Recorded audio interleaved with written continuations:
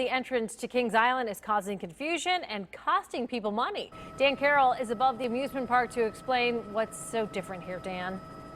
Yeah, Tanya, and Chopper 9 is the only one that can give you this view. Now, this is the intersection of Kings Island Drive and Western Row Road, and you see the orange barrels right there, where we're going to follow Kings Island Drive north, and the main entrance to the park used to be sort of in the middle of the parking lot.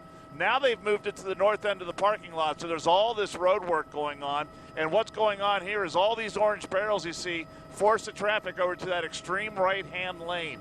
Then when you get closer to the end of the parking lot, well, you've only got a short distance to get in that left-hand lane. If you don't make it in time, well, what happens? You follow these arrows you're going to see on the road right into the, here it is, right here. This is the arrow, and it turns you into the main parking area, the main entrance of the park. And John Matarese has more on a driver who found themselves in that tough situation. That's right, Dan. You know, Kings Island has a big, beautiful new entrance this year, as a well-known presidential candidate might say.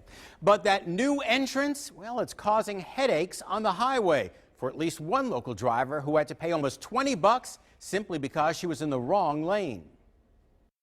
As you pass Kings Island on Kings Island Drive, watch out. Driving in the wrong lane can be costly, as one Warren County woman discovered. There was a sign that said I had to turn right lane only, and I couldn't get over to the left lane because traffic was whizzing by. Karen, who asked that we not use her last name, says by getting stuck in the turn lane, she then got stuck having to pay almost $20. Then I was on Kings Island property with no turnaround. So I went up to the gate and asked them what to do, and they told me they could not open the gate without $18. How can that be? To find out, I drove the same route, where 3 small white signs now say right lane is right turn only.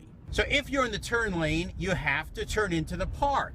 You'd think, no problem. That's where the problem begins. The park was closed today, but when it's open, your only option is paying.